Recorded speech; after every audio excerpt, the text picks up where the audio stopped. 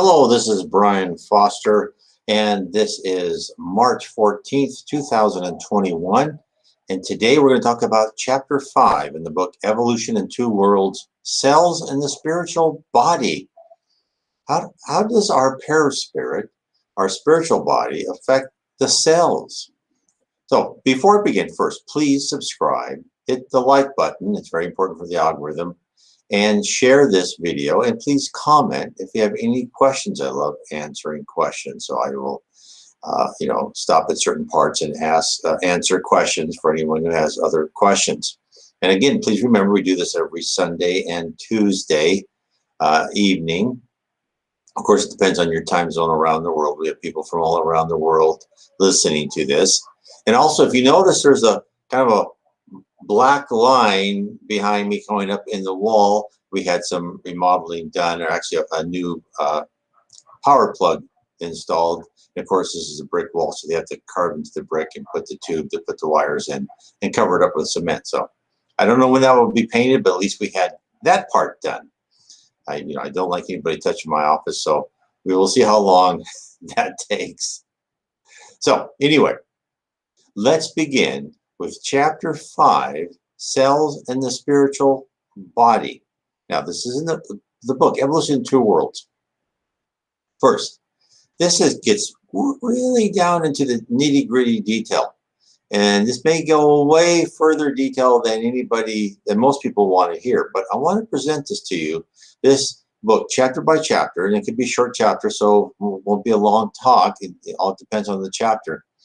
But I think if you look at this as you come back and then listen to me or read the book by yourself later on after you've really studied Spiritism and read my books and read other books, read the Spirit's book, then it will hit you more. In fact, it took me, I read this book, I don't know, 3 or 4 years ago, I can't remember.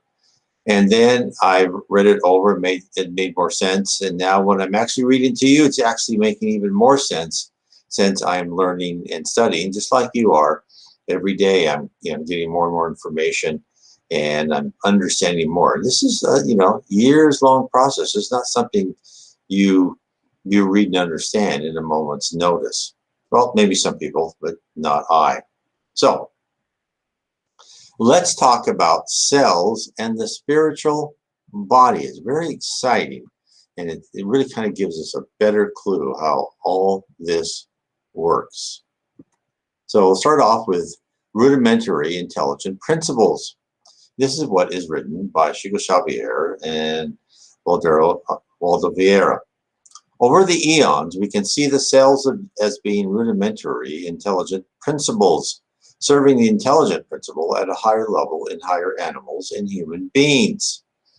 So what is the intelligent principle? The intelligent principle is kind of that spark of divine intelligence, of divine will into every piece of logic. You could say, depending on how you look at it, right? Because I always try to explain this a couple of different ways. One is we are truly in the matrix, and we are all logical constructs.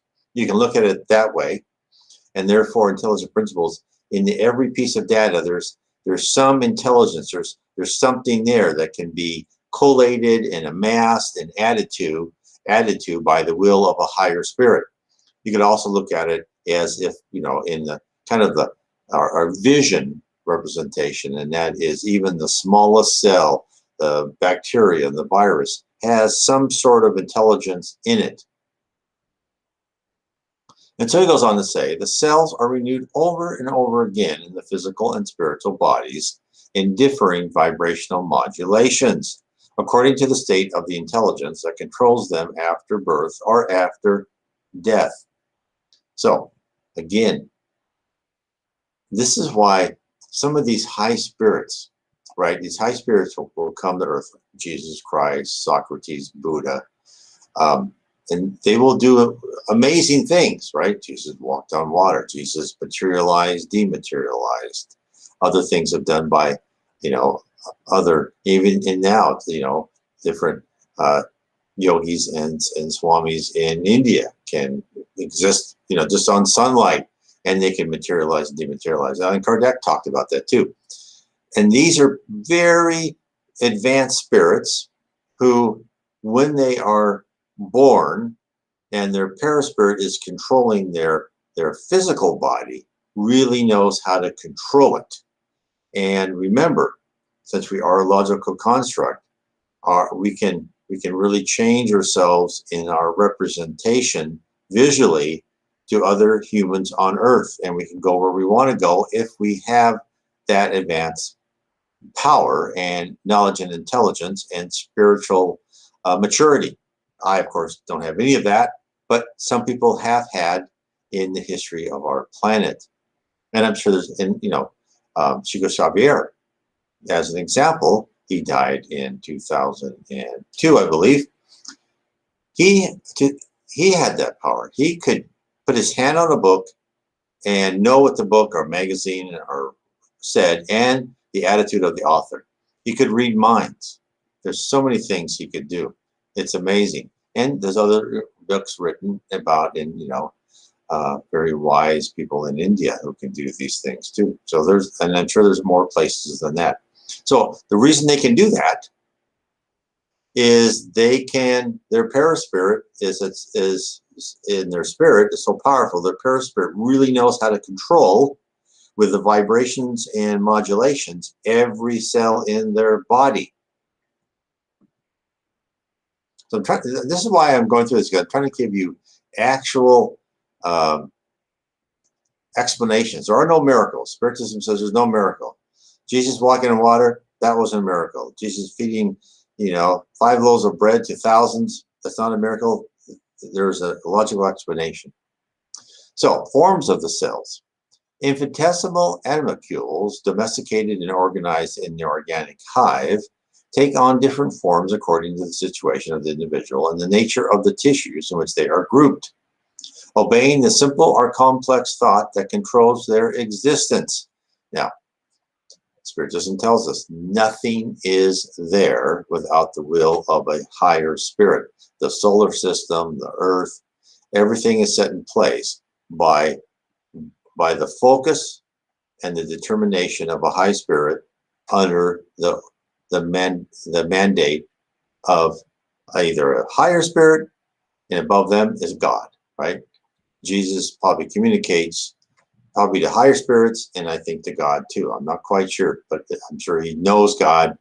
What they say is a pure spirit, which is Jesus Christ. Only they can really know God. So everything is held in place and created by the will of spirit.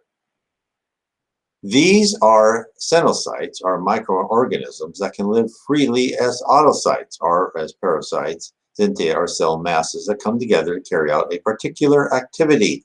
For instance, in the cardiac muscular or the epithelial layer that comprises the outer layer of the placenta, with histologic action on the structure of the mother's tissues, and atomized cells, such as those that coordinate the formation of the connective tissues, colonies of cells with perfectly coordinated movement, like those operating in the Vogelscene, cells with an interstitial matrix, which produce substances indispensable to maintaining corporeal life, and cells that can diversify, constituting free elements, like those in the preparation of the globules of the bloodstream.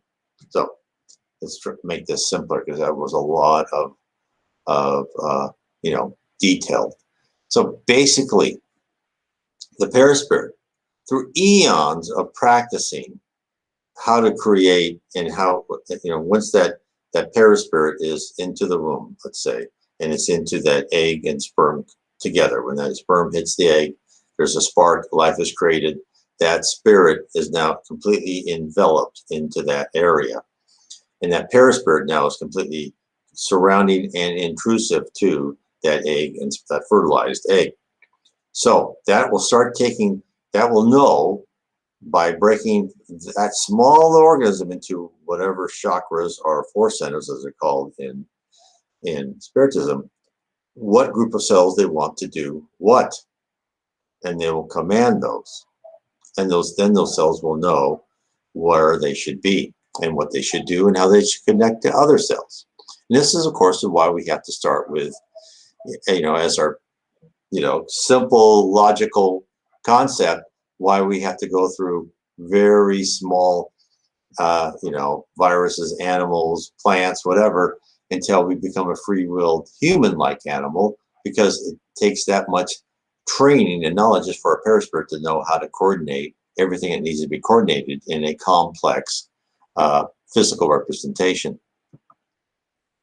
So then I'll carry on. They appear in multiple forms, adapting to their particular functions in the vehicle of manifestation of the creature that temporarily harbors them, much like intelligent electromagnetic parts in a superintelligent electromagnetic machine, attending to the commands of the mind with mathematical precision.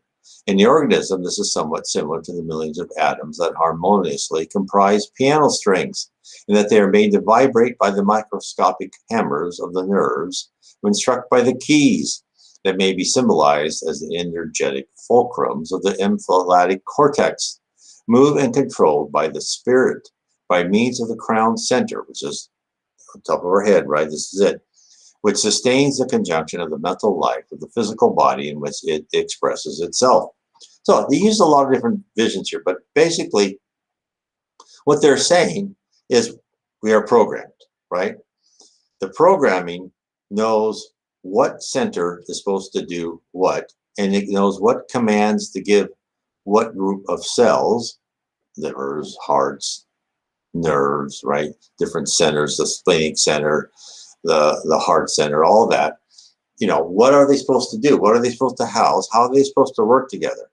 And then it kind of goes on into really exploring how that's done when he says the communication, kind of like piano, like keys, and that is the key. In fact, that's what science has seen, is everything is in motion. Everything has vibrations, right? The atom's never at rest. There's nothing at rest in any physical thing that we can see with our instruments. It's always in movement. And in fact, that's what higher spirits have told the Reverend G. Val Owen, is that everything is made of universal fluid, and that universal fluid creates all metals, everything. And the only thing that differentiates that is how you fashion the density, the vibration, and the harmony of the universal fluid. So from that, you create everything. Now, when you create everything, what I'm saying, and then what we see, that is what is creation, the visual representation of the logical structure that was created. Let me kind of step back. That could be too much. So I'm a programmer. I'm creating a application on my mobile phone that shows me traveling through geography, right? From across a lake into forests into deserts. Well, my programming determines the scenery and determines the avatar of that person walking through the lake. Now, to you, that person looks like something. It can be a 3D representation. So to us, we see, and it's real. But behind the scenes, that programmer is actually programming the scenery and that person walking through the environments. That shows you the reality. Our reality is different than what you think it is. Our reality is here. We're on this campus called Earth. Why? We're here to really improve our character and our personality. You'll go, well, God, I have to go through a lot to do that.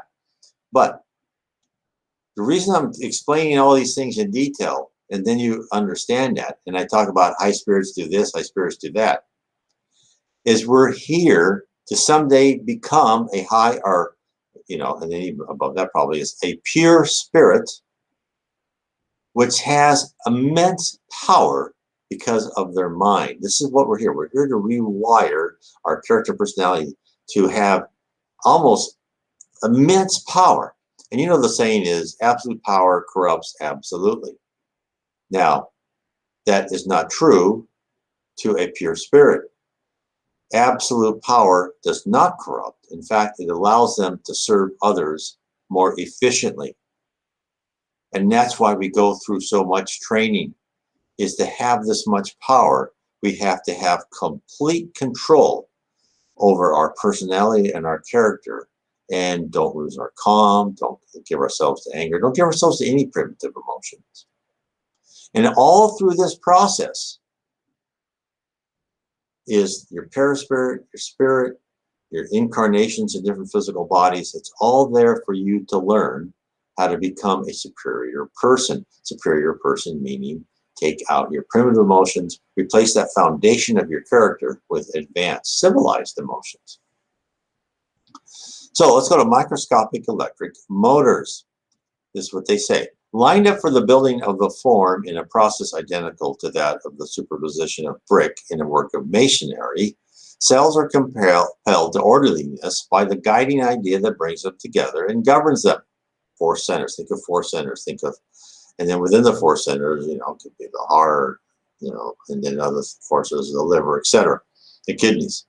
Just like the ordinary bricks are constrained to be laid according to lines drawn by the architect, who uses them to complete a specific project. Thus, they act as workers of reproduction in the reproductive center, as agents of digestion and absorption in the gastric center, as laborers of respiration and phonation in the throat center, of circulation in the cardiac center, as stationary migratory gardens of traffic and distribution, reserves and defenses in the splenic sensors, and auxiliaries of intelligence and elements of connection in the cerebral center. Of course, the crown center controls everything. Oh, and as administrators and artists in the crown center, all yielding to the mental orders they receive, manifesting in the areas of work that is proper to the individuality, which, with proper limitations in time and space, restrains and influences them. So, your paraspirit controls all these centers. And in your paraspirit, really what it is the crown center, then is the administrator, and coordinates all the interactions, sends messages, sends commands to all these other centers.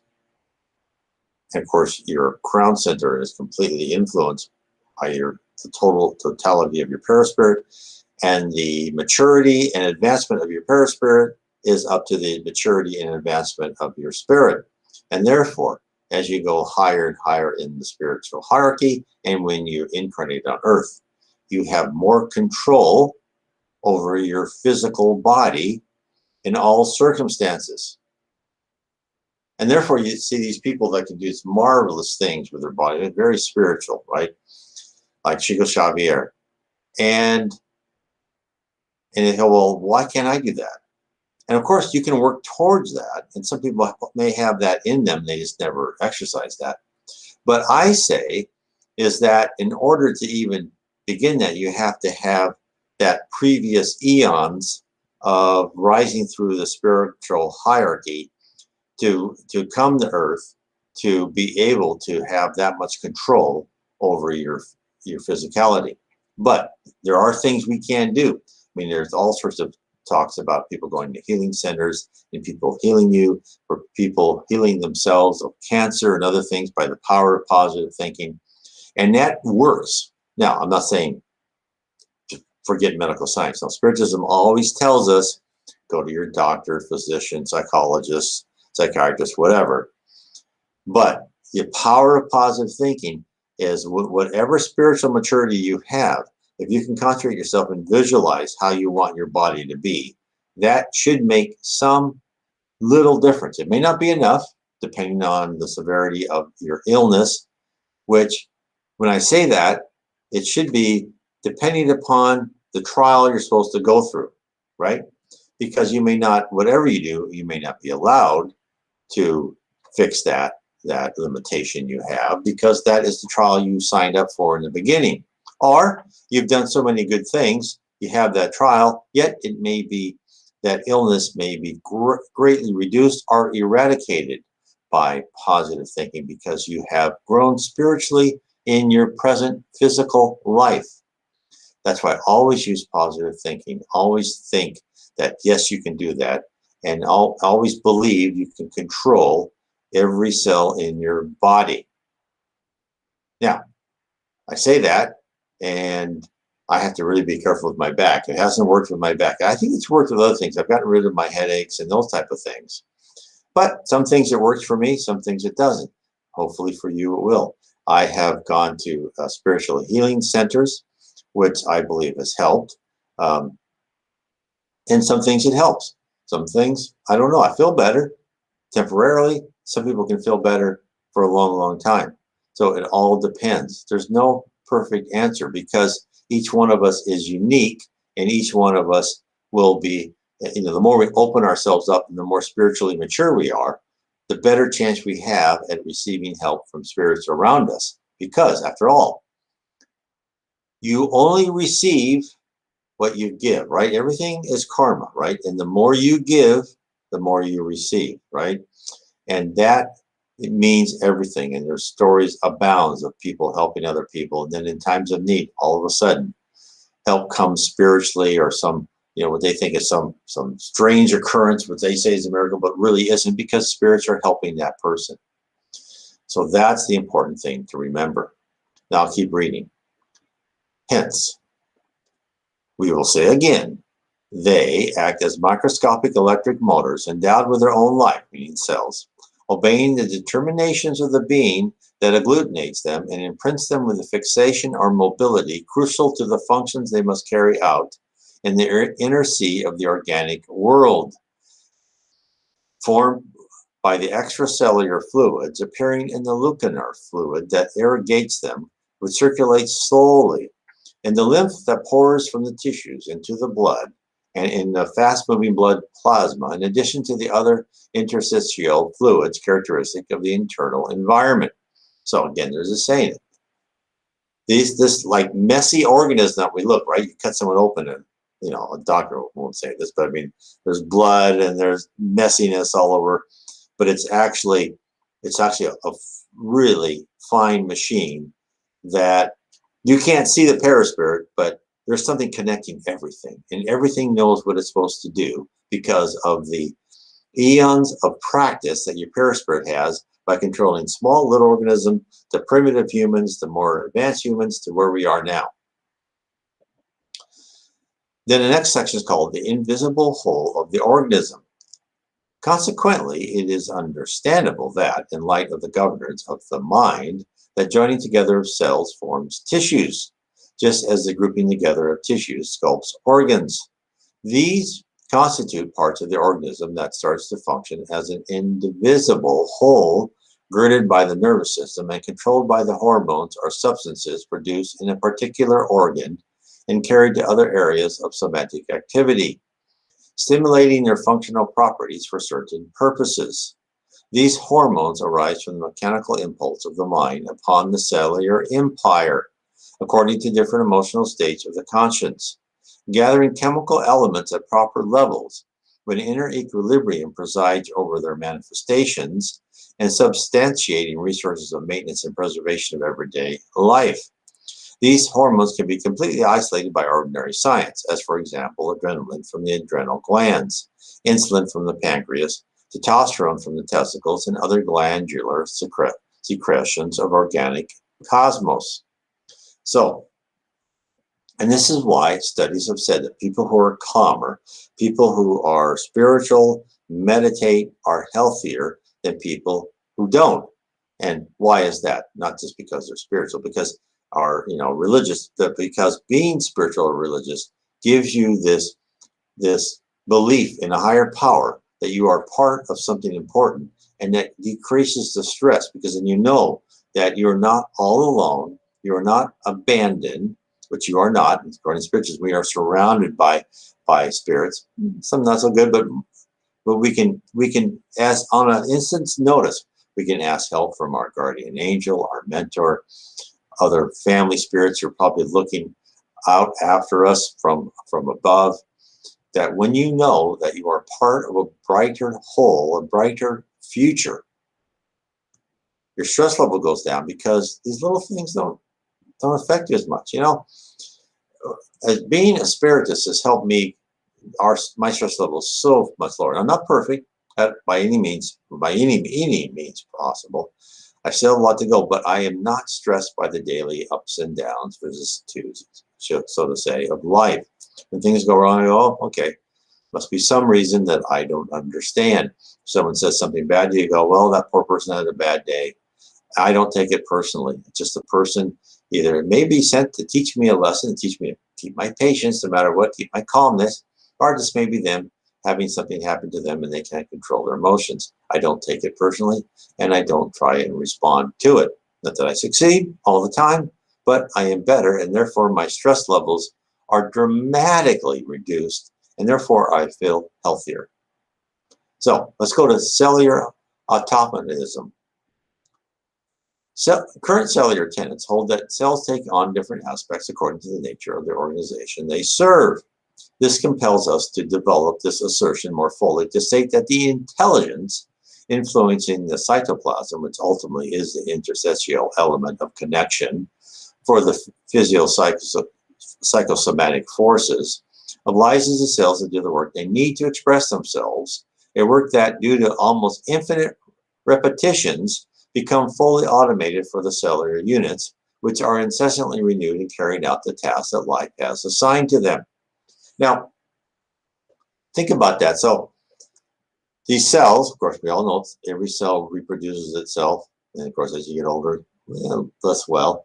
And of course, this is all part of our timing. So we expire at a certain date, which we should be happy about, because that means we're off this planet, and if we're, lived a decent life, we're in heaven, which is a great place to be, much better than wherever you are on earth.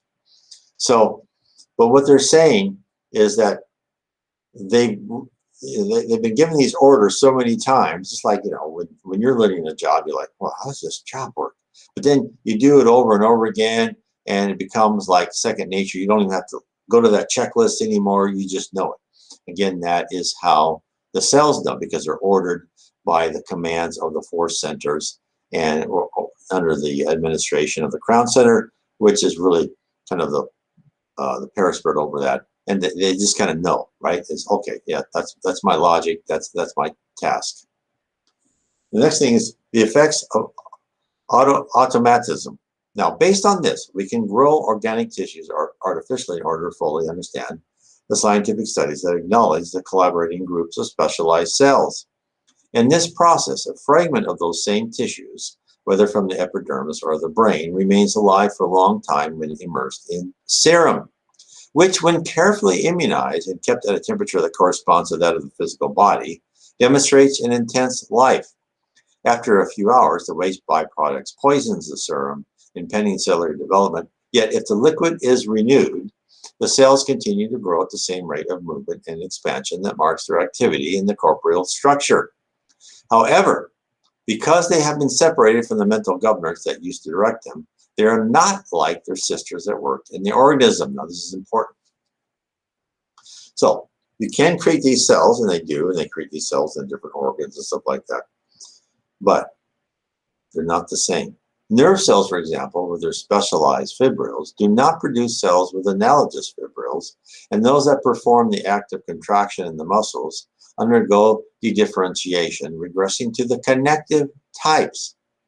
Tested scientific observation have shown that all cells outside the structural assembly of the tissue tend toward the morphological form of the amoeba. This occurs because the cells, when part of the organic environment, demonstrate the natural behavior of the worker at work under the orders of the intelligence, communicating with one another under the spiritual influence that maintains their cohesion. Whereas in the serum, they act like amoebas that are free to satisfy their own impulses. So this is where, and I know science has made strides since this book, and they probably have found ways to electrically and stimulate cells that can do more than what they're saying here in this book. But basically, is that invisible paraspirit, which that force of will, right, which is in the spirit world, that with through vibrations and harmony, right, controls those groups of cells. Once those cells are taken out of our body, then they're just individual pieces of logic or tissue that are not controlled by any administrative device.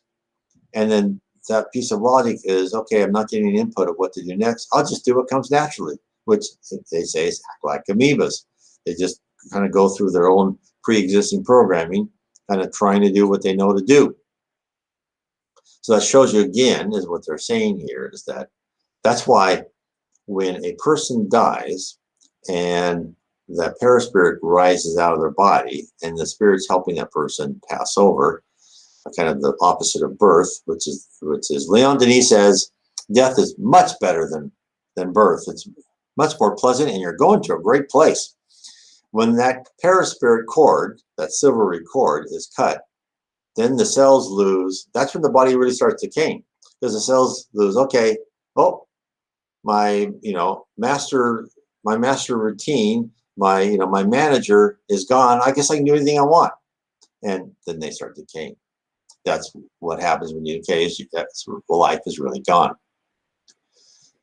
Next is explicable phenomena.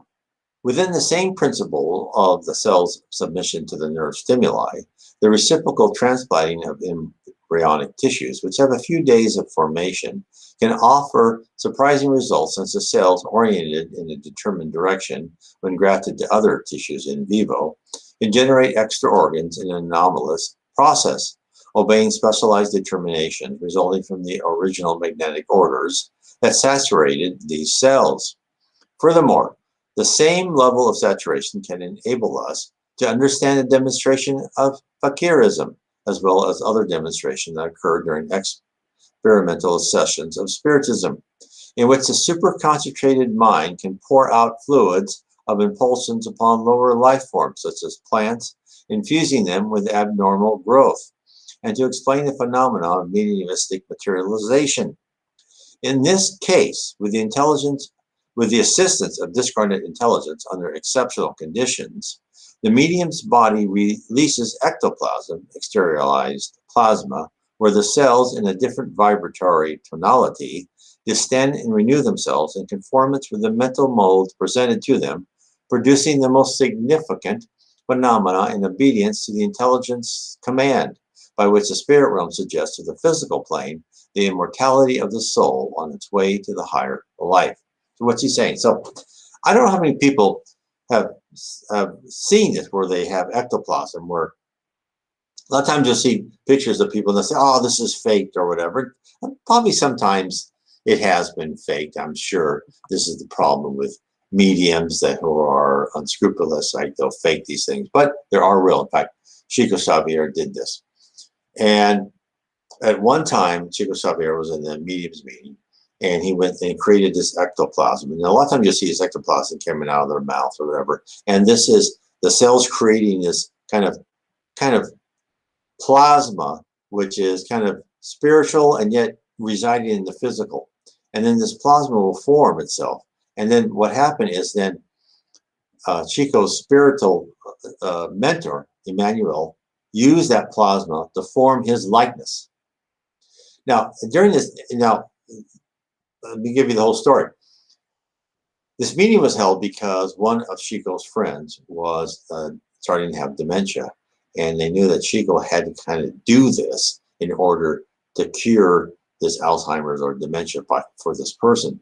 But what would happen is when Chico did this, he would be like just wiped out for days, right? It would just really physically, it demands a lot of the medium's body because you got everything working, right? And then he did this, and then Emmanuel then formed out of the plasma, right? And he walked and he said, "Look, this is the last time you're going to do this. This is Chico. This is not why you're on Earth. You're on Earth to write books." And he walked around the room. Everybody saw it. He walked around the room, just looked just like Emmanuel. And he said, "No, this is not happening again. Chico has a different mission, and this is the end. No more of this. No more ectoplasma." So anyway, the spirit world gave Chico orders, and of course he followed them, because we should know, and I know this is hard for people, we should know that when we have orders and given to our conscious, and we have an order, just like do something nice, and we're like, I don't want to do that. It comes from probably a spirit mentor trying to give us good advice. Let me give you an instance. Well, a long time ago, my wife had an argument, right? So I went, okay, I'm just going to go sleep in the office. And I was in the office, and I kind of heard a voice in my mind says, "Go back and come on, resolve this." And I go, "No, I don't want to go back and resolve this." And that could have just been my subconscious telling me the right thing to do, but I kind of felt it was my spirit mentor telling me, "Come on, idiot, fix this." And of course I did. And it was easily fixed because, I was stupid and we were both, who knows how couples are, but we fixed it quickly. And that's what we really do when we have arguments, try to resolve them very fast. But this one kind of escalated, but I was told that, "Oh, come on, go back and fix this." And I did. And I was very glad I followed that advice. And of course, reading in Spiritism, and that's why we're on Earth, right? We're not on Earth to live with the perfect spouse or husband or significant other who's going to always treat us the way we want to be treated. No, we're on Earth to learn, to help them, and for them to help us. For them to kind of help us learn things that are lacking in us, and for us to help them in things that are lacking in them. And for us to understand their modes and ways of thinking, and vice versa. And of course, this is why the spirit world created two sexes. And not that the spirit world says you have to have marriage between just opposite sex, but this is one of the reasons, is for us to understand the different aggressive and passive aspects of both sex, right? Because a man's aggressive in a certain way, a woman's aggressive in a certain way, a man's passive in a certain way, a woman's passive in a certain way. And for us to learn all aspects of those four dimensions, because at some time we are going to have the characteristics of all four of those. Jesus Christ has male and female attributes and characteristics all molded within him because he's a pure spirit. That's what we will be at some point in time too. So I hope this helps, that kind of an exploration, and we'll continue on next week, kind of going deeper into the body. But if you really want to know more about the spirit world, I suggest you read my series of 3 books, Heaven and Below. Now, book 1's about heaven. It's about the lower zone, that's space above the earth crust up to the lower levels of heaven, and then the dark abyss, or kind of a hell or purgatory. There's no eternal punishment.